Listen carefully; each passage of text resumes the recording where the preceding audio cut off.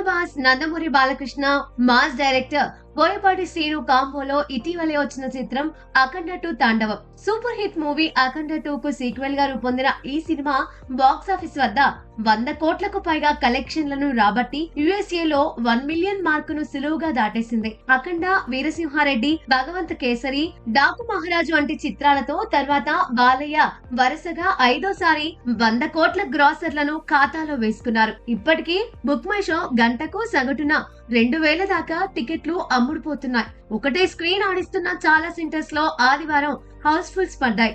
Week days నంబర్లు పెద్దగా లేనప్పటికీ క్రిస్మస్ లాంటి సెలవుల్లో ఇంత రాబట్టడం చిన్న విషయం కాదు.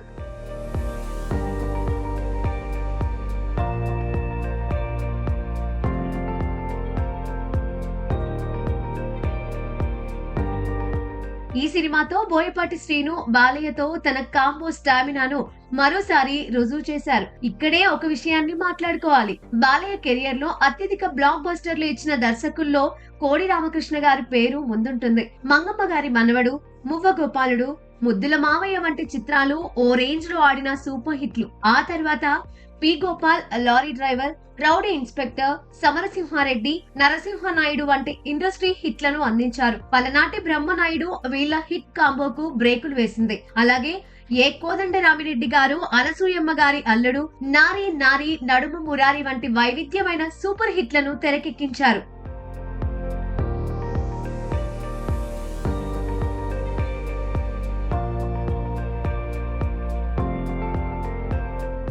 ప్రస్తుతం వీరి సరసన బోయపాటి శ్రీను కూడా చేరారు. వీరిద్దరి కాంబోలో సింహ, లెజెండ్, అఖండ 2 తాండవం మంచి విజయాన్ని అందుకున్నాయి.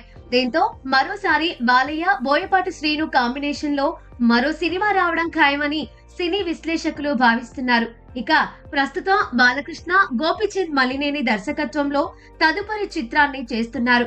ఈ సినిమా ప్రస్తుతం షూటింగ్ దశలో ఉండగా గతంలో వీరి కాంబోలో వీరసింహారెడ్డి వచ్చిన సంగతి తెలిసిందే.